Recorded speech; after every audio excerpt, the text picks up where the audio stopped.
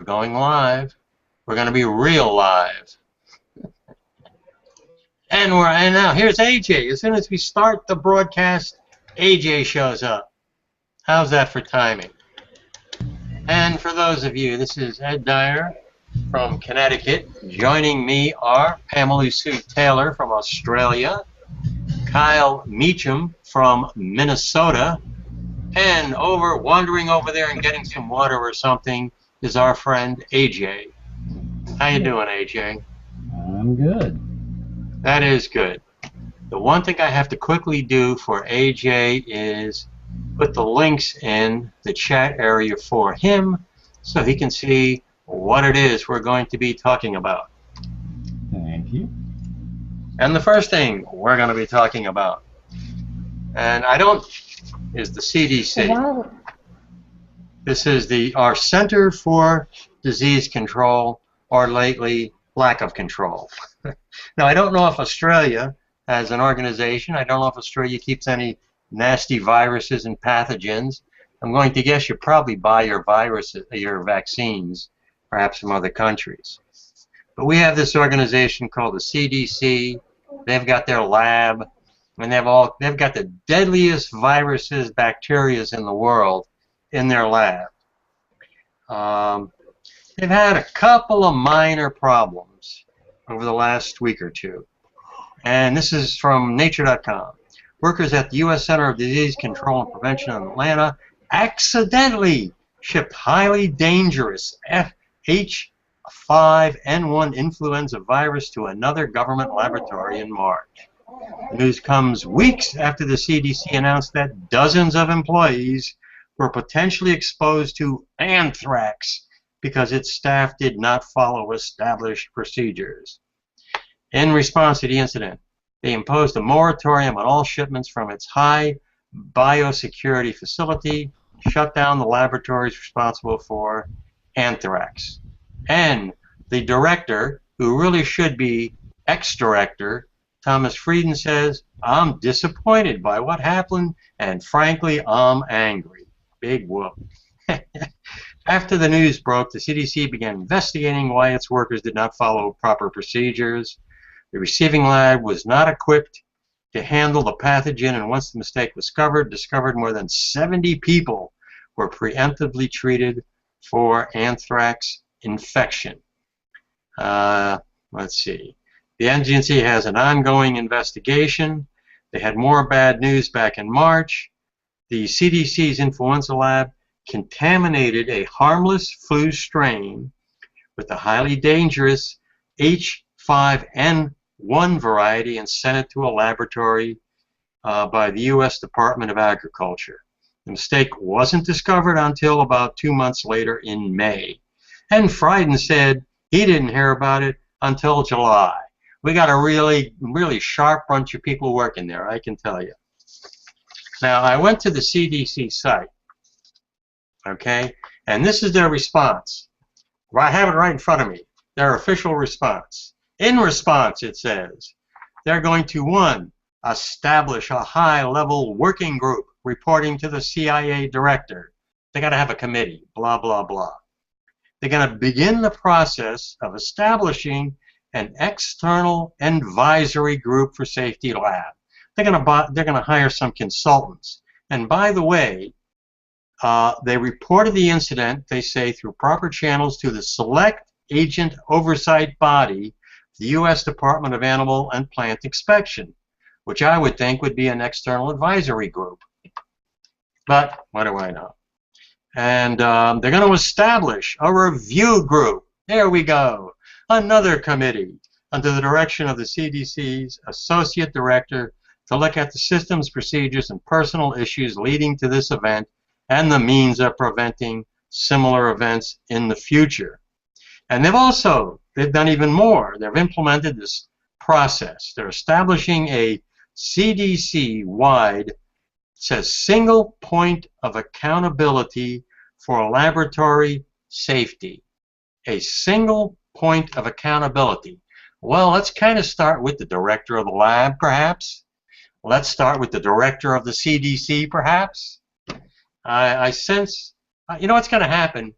some poor low-level schmuck is going to be the sacrificial lamb, and they're going to axe him, and then they're going to have their all committee meetings, and they're going to hire consultants for a bunch of money, and that's their solution.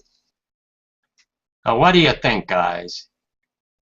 Sound like they're really on top of things? No, I'm frightened. That's freaking scary. There are other words, but there's a baby in the room, so I won't say them. How about you, AJ? You're unmute yourself. And I see Jani's here too. He might be frozen. Article. It was really scary what I was reading there. It's kind of shocking. Need to have more control in place. Okay. And how you doing, Jani? Jani from Finland has joined us. I'm sure the Finns don't have to worry about anything like that. Maybe a little radiation in case one of those Russian nuclear plants blows up again like Chernobyl. But aside from that, I'm sure they don't have to worry about the CDC. But, okay.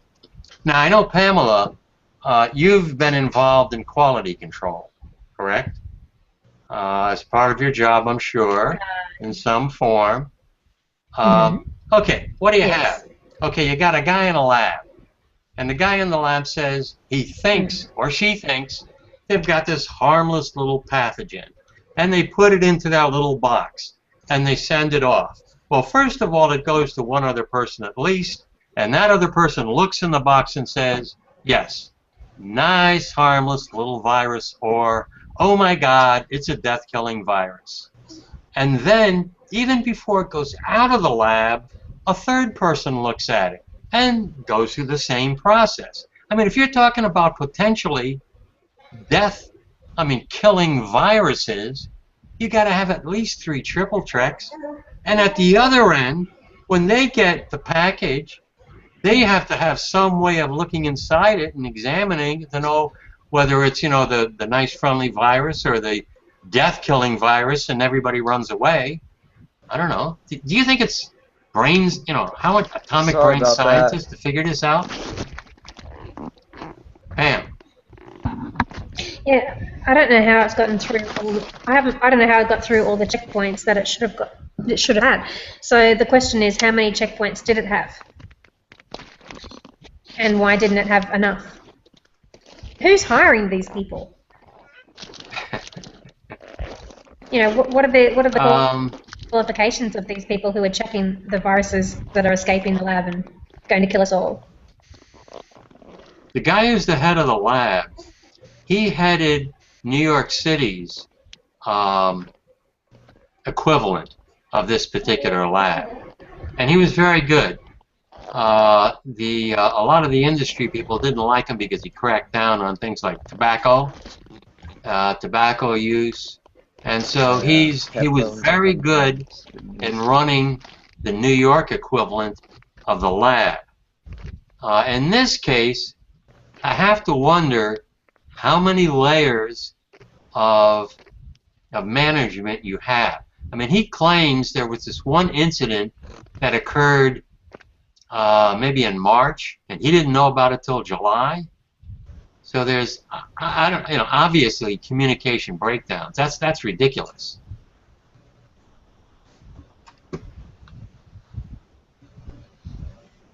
What do you think, AJ? I think I'm trying to tweet. Sorry. What was the question? I'm sorry. You're tweeting out that you're joining. You've possibly just taken a picture of us, so you can tweet us. Tweet us on the Twitter. On the Twitter. Yes. Yeah, I don't think they need more committees. I think they need better trained staff to begin with. My guess is part of the problem is they may have too many layers of management. Got a bunch of idiots. I'm guessing. It's in there. You're just checking on it. And if you've got, what you can have a problem is where a lower level manager may be reluctant to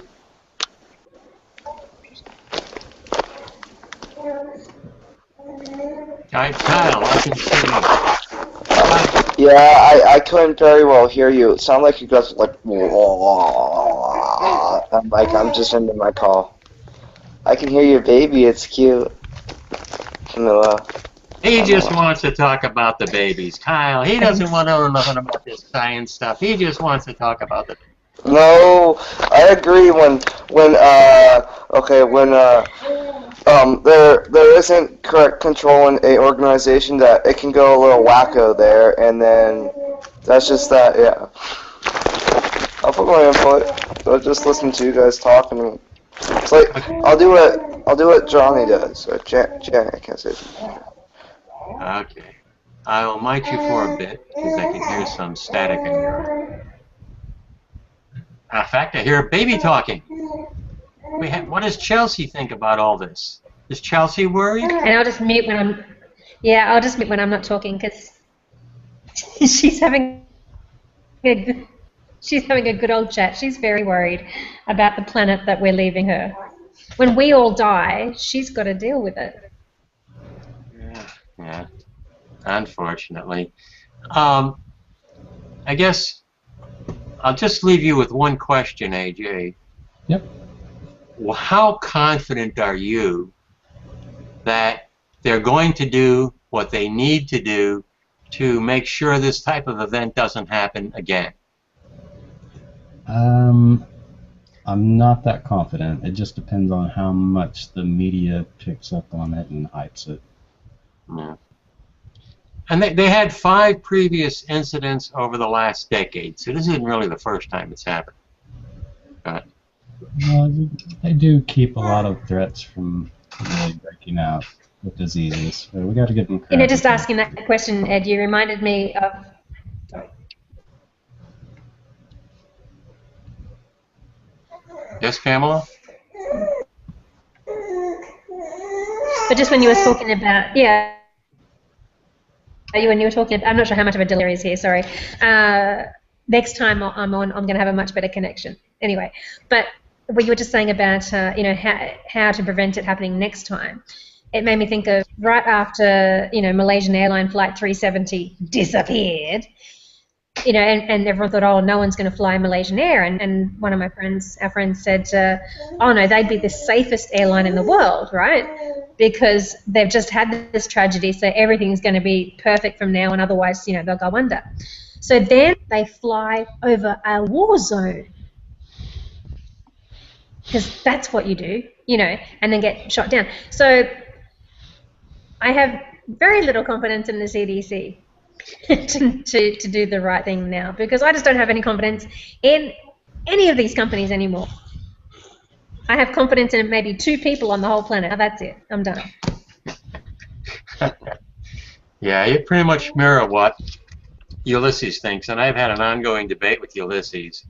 He has less confidence than you do in most American agencies, and I've always been tended to be a supporter of American agencies, but I'm becoming less so as time goes on. Let's move on to our next story. This is another unfortunate one, and it deals with the problem of malnutrition. And this is from a New York Times article. And the writer starts off talking about this 1-year-old Vivek living in a village of mud huts and diminutive people. Had fallen. I didn't read that correctly. Oh, so you have a 1-year-old boy. He's living in an area that's fairly well off, and yet he fell victim to malnutrition. His parents seem to be doing everything all right. His mother breastfeeds him. His family has 6 goats. They got plenty of access to fresh milk. They have a hut filled with potatoes and wheat, so they have plenty to eat. The economy in the state they live in is growing faster than that of any other. She said she brings him to the doctor several times, and that's when they found out he was diagnosed with malnutrition. And the article says it's a question being asked across India, where a long economic boom has done little to reduce the vast number of children who are malnourished and stunted. leaving them with mental and physical defects that will haunt them their entire lives. An emerging body of evidence, scientific studies, suggests that Vivek and many of the 162 million other children under the age of 5 in the world are malnutritious, who are malnutritized, suffering from malnutrition, are suffering less a lack of food than poor sanitation. Like everyone else in his village, Vitek and his family, they don't have a toilet. The district where they live has the highest concentration of people who defecate outdoors. As a result, children are exposed to all kinds of nasty stuff. 2 years ago, UNICEF, the World Health Organization, and the World Bank released a major report on child malnutrition that focused entirely on the lack of food. Sanitation wasn't mentioned. But now UNICEF officials and those from other major charitable organizations said they believe that poor sanitation may cause more than half of the world's stinting or malnutrition problems. A child raised in India is far more likely to be malnutritized, I guess the word is, than one from the Democratic Republic of Congo, Zambia, or Somalia, the world's poorest countries. Stinting affects 65 million Indian children, including a third of the children from the country's richest families.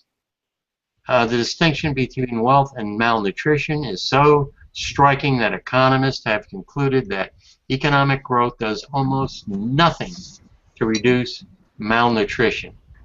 Half of India's population, at least 620 million people, defecate outdoors.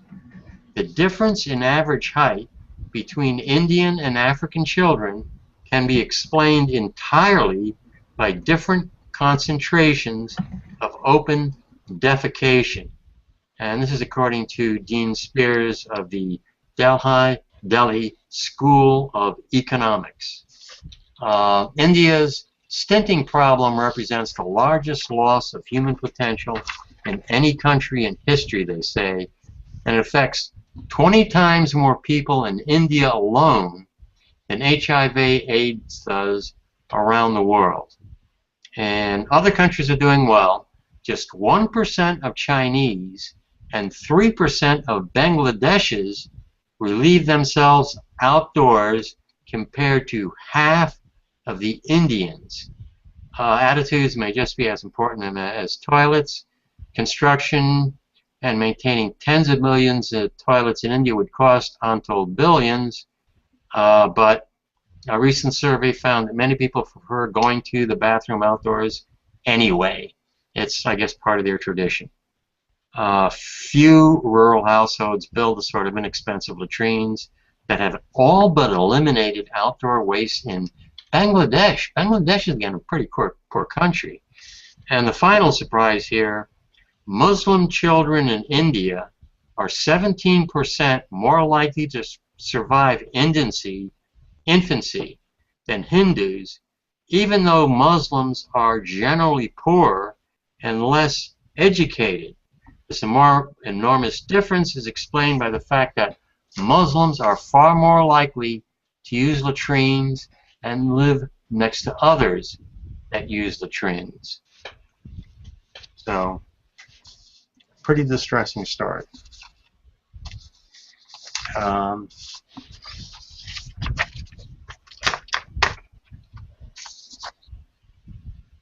Ulysses does want to join. Okay. Well, I don't know what else you can say about it. Well,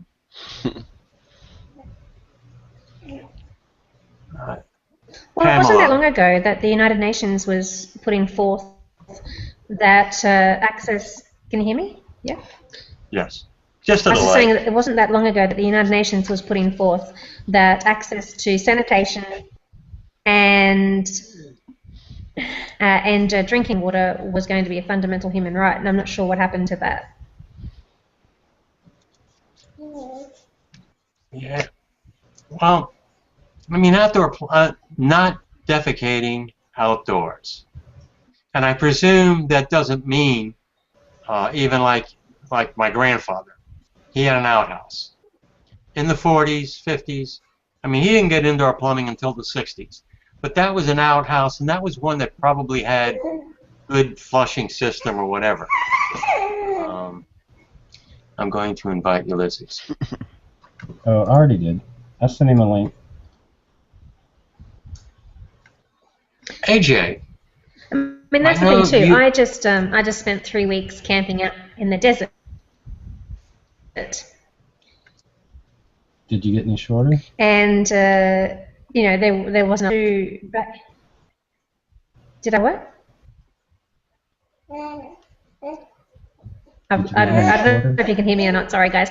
But I was just saying, did I get any shorter? I don't get it. What do you mean?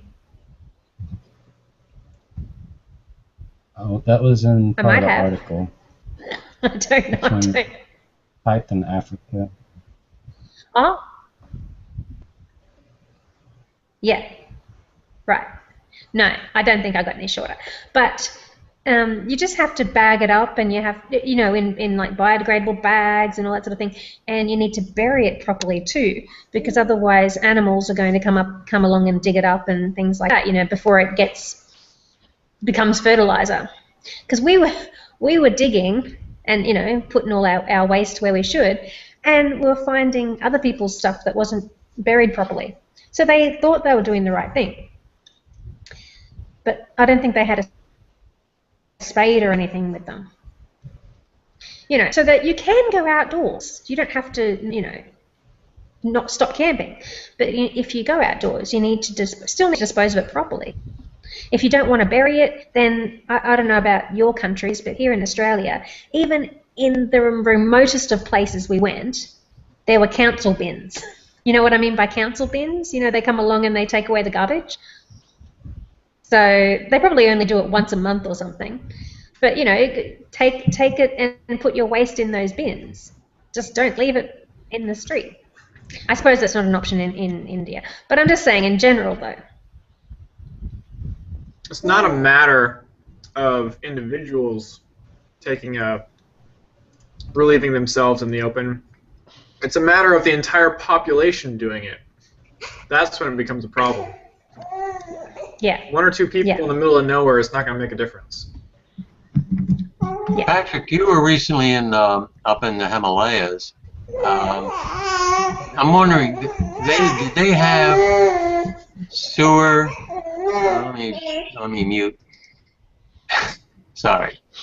How was the sanitation there? What sanitation? I'm talking about, did they have toilets? Did they have public toilets? Did they have open sewers running through the towns like a lot of places in India have? Open sewers, yes. Public toilets, I didn't really see any. I mean, I had a local guide one day, and he was taking me up to the monkey temple because everybody else was off at a wedding. I don't like weddings.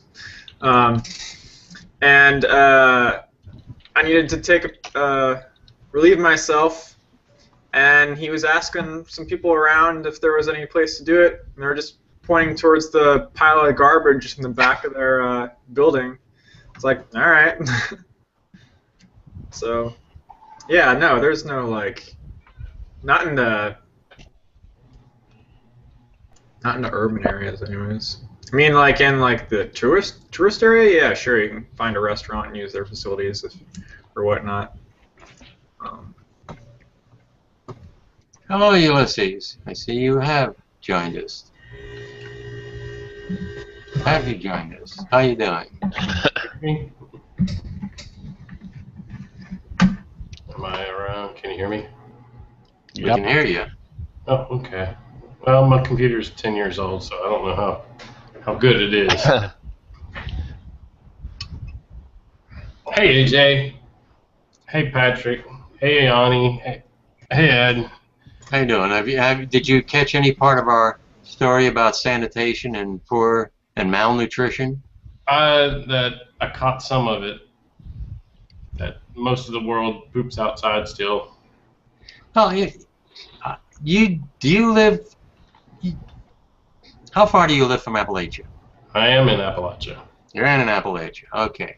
Now I'm sure in the not too distant past, a lot of people had the outhouses. Yeah, they were a big thing. But you know, we've modernized here, so you only gonna really find that is for hermits and people that live way up. And I mean, I don't think if you think about it, Edward, a septic field and a septic tank are a hybrid of the outhouse because you're capturing all your waste and letting bacteria digest it and then pushing it out into a field, into the ground. It's not getting kind of treated like it would be in a water facility plant, but it's semi-decomposed. Yeah, I don't think outhouses are the issue. It's people just taking their business in the middle of anything. That would be gross. But yeah, that if you're hiking in the woods, you know, when you're working out in the middle of nowhere and you got to do a number one, well, outhouses, the porta-johns are stinky and hot and cumbersome, so just go out into the trees, you know. I don't know if you want to call it the infrastructure, but it's the disposal method as well, so that it's enclosed. You're not getting. I mean, I can picture that in some parts of India where 50% of the population defecate outside, and even if you have the open sewer lines, you might even have kids playing around it. It's the whole like exposure deal. People poop in the waters in the ocean. I mean, you're still the Ganges River has got to be bacteria filled. Ed, have you ever seen the movie Slumdog Millionaire? Yeah, people just pooping in the water there. No, I didn't. But okay. I know what you're talking about. There's a scene where the main character gets out of their facilities, whatever, because his friends are trapping him in when he's trying to get to oh yeah, celebrity. And that's the kind of stuff they're talking about. They're not talking about anything that you know of anything of. They're talking about just open pits where there's like, you know, like houses on stilts or like. It's just walls around the open hole that go into the. Yeah, there's a pit that people. There's a platform on stilts with a hole in it on top of a pit, and it just falls in there. It's an open pit. There's nothing covering it or anything. That's what they're talking about. They're not talking about outhouses like we know them. Yeah, our outhouses are nice. Yeah, like even a wooden shack with a moon on it from like the 1800s or whatever is better than what they have over there. Just as long as you put it at the bottom of the hill and not at the top of the hill. Yeah, get your water from you know, you want to put your outhouse downhill of your well. That's all, you know. Yeah, I'm going to guess it wouldn't take that much in terms of engineering, very basic engineering. And they talked in the article about the amount of money that India spends on food production, and it's in the billions. And then they compared that to how much they spend on toilets and sewers and things, and that was like 400 million by comparison. Practically nothing by comparison. And really that's the more serious problem for so many of these poor kids in India. Now the latest prime minister or president, I can't remember what they have. I know it's a democracy, but I don't know if it's a president or prime minister. But he's promised everybody a toilet. That's his main agenda is plumbing. He can install plumbing in my house. Better plumbing. I can teach you how to solder, and I can teach you how to. PVC is easy to glue. You have plumbing in your house as long as you got a sewer connection. And that's the interesting thing about even in India, where the article said that A third of the children in the richest communities suffer from malnutrition, again because of the sanitation problem. A third in the richest communities. I mean, there's no correlation between wealth and proper sanitation. We have a message in the chat area. Oh no. Oh, that was just you. You faked me out, Ulysses. Okay. Now, Pamela is back because the next subject is even more pleasant. First, we started talking about viruses getting out of the lab. Then we started talking about the contaminants and the nasty stuff getting into our sewer lines. Now, I'm going to talk about the placenta. Oh. There you go. How's that for a nice subject? All the men are immediately grimacing. Given its vital role, and this is from the New York Times article, given its vital role, shocking little is known about the placenta. Only recently, for instance, did scientists start to suspect that the placenta may not be sterile, as once thought, but it has its own microbiome, a population of microorganisms.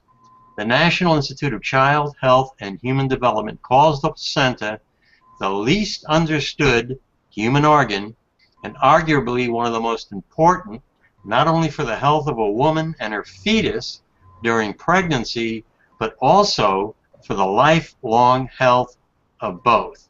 It's interesting they're calling it an organ, as obviously an organ only in pregnant women.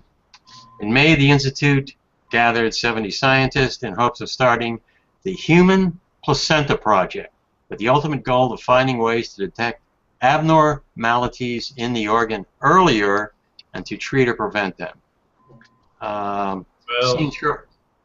if you know, since this Hobby Lobby ruling, you know, women are second class, so another country might have to study this placenta thing, because America, apparently, we tend to poo-poo at women's agenda anyway. You know, don't. There you go, Ulysses. Took you 5 minutes to go off into a political rant. Oh. I knew I could trust I've you. been building this up. I haven't had time to talk about politics, and I've got to adjust. Those women are giving birth to males half the time. Well, you know, I didn't know. Obviously, didn't know anything at all about the placenta. But I'm reading now when scientists describe how invasive the placenta is. It's a parasite. It's like a cancer, for Pete's sakes. When scientists describe the human placenta, one unsettling word comes up repeatedly: invasive. The organ begins forming in the lining of the uterus as soon as a fertilized egg lands there, embedding itself deeply in the woman's tissue and tapping into her arteries so aggressively that researchers liken it to a cancer. In most other mammals, the placental attachment is more superficial.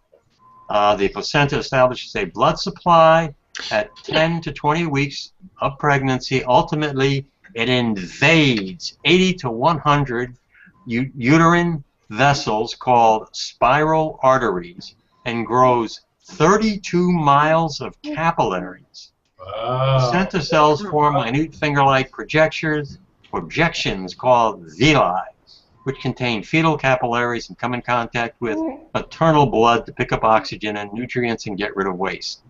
Spread out, the tissue forms to exchange oxygen and nutrients, which cover 100 to 150 square feet. Every minute, about 20% of a mother's blood supply flows through the placenta. The front line of the invasion is a cell called a tropoblast from the outer layer of the embryo. The tropoblast cells are so invasive from the get-go. They blast through the uterine wall lining to get themselves buried in there. Like an They alien. shove other cells out of the way and destroy them with digestive enzymes or secretion substances that induce the cells to kill themselves. This biologist, Michael McMaster, says the failure of these early processes probably happened fairly frequently, People often assume that miscarriages and other problems arose from the fetus itself, but it's probably true that at the early stages, a lot of tropoblast malfunctions can underlie pregnancy loss and other problems. Wow. Another thing I wanted to talk about here. Occasionally, pregnancies outside the uterus, in fallopian tubes and elsewhere So in the much of a abdomen, delay here. and the rapid can you hear me? penetrating growth of the I was just placenta going to say can that, rupture organs. Go ahead. hello? We can hear you. Oh, she's lagging. Yeah. Cancer is a really bad thing, right?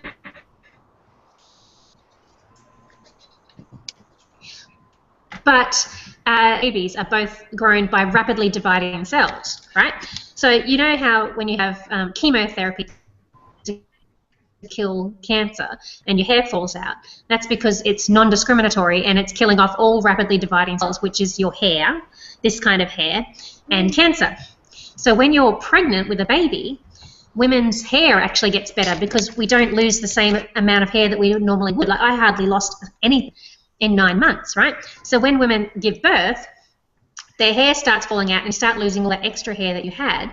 And women start thinking they've got alopecia, they think they're going bald, but they're not. They're just losing 9 months worth of hair.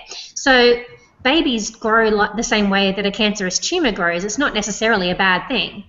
You know, you made it sound terrible that the placenta is like a cancer, but that's how we all got here. There's 7 billion people on the planet. So yeah, they grow the same way, which is why women who are pregnant can't have chemotherapy unless they want to abort the baby. Hey, like, it's like, when you guys were talking about waste earlier and so on, I was thinking, well, weapons, like I saw an article, I read that the whole human population could go into the city of Dallas and we still have more room on the planet. But I wonder how much hair would be left. I mean, you said that we lose all, so I was just thinking. I'm confused. Well, we all don't grow a placenta, so I'm not worried about it personally. Now, okay, we found out about a lot more than I ever knew about the placenta. Maybe Pamela knew all this stuff, but I certainly didn't. This is a trend that's starting in the United States, and that's women eating the placenta. That's nasty. And it seems they do it here too. We're not giraffes. We're not deer. I mean, that's the only time a herbivore will eat any kind of meat. And that's to keep the coyotes from finding you. I mean, really? Do we need to? Are there coyotes following pregnant women around? I mean, we do not need to eat the placenta. No, it's very nutritious, and oh, come on. Almonds are nutritional. Placenta is optional. It's very nutritious, and I didn't eat mine. Well, thank because God. I had mine That would call you gross, but no. stem cells that have been. Yeah, it's a great source of stem cells, and some women, I don't know what they give them. That actually will dry it up But did they get and paid give it to you for it? back to you in tablet form. Yes. What do you mean? I think It gets paid once for what? any meat enzyme reaches your acid in your stomach, it breaks down, so you're not absorbing any stem cells. I was wondering, Pamela, I've heard of people selling their placenta to science for stem cell collection. I know it's done. I don't know how I don't know. No, it's either donated here, or you can pay to store yours. I mean, wait a No, I minute. paid $6,000 to store. What? The lag is really bad. You know, I get the third word. Yeah. If you let me say anything like earwax or boogers or even toenails, people that eat body parts, it's just gross. Well, this is I checked up on a couple of medical sites, and including like the Mayo Clinic, and there are some. Now this is purported, so this is not evidence. This is just suggested possibility that eating the human placenta can help with ailments from postpartum depression to postpartum hemorrhaging. There are some midwives and doctors who use the placenta medicinally in the early stages of postpartum because it is high in progesterone and has a small amount of oxytocin. Wait a minute. So we know what these things are, and we readily manufacture them in pill form. So you're going to tell me you'd rather eat a placenta than take a pill? Yeah, but this is all natural. Oh, God. Well, I'm going to try to post a video. No, I it's don't know okay. if it's going to work out. I don't want to see it. You go ahead. Do it. I had the link up. I'm gonna. What's actually happening is there's actually a group of cooks, I guess you'd call them, and they are professional placenta cooks, I guess. And what they do is they'll go to a woman, a couple's house. They'll take the woman's placenta, and then they will, and then she cooks it first. And then they put it in a dehydrator. And then they will put it into powdery kind of a form. So weird. And that's what it is. But if you cook it, you kind of kill off all the stem cells, right? Good question. I don't know. Yes. Yes, you do. We eat raw fish. I mean, go all the way. Let's. If we're gonna be gross, let's just go all the way with it. And what are the benefits for the husbands eating the placenta? Yeah, we're not depressed. I'm not sure that there are any, except it talks about postpartum.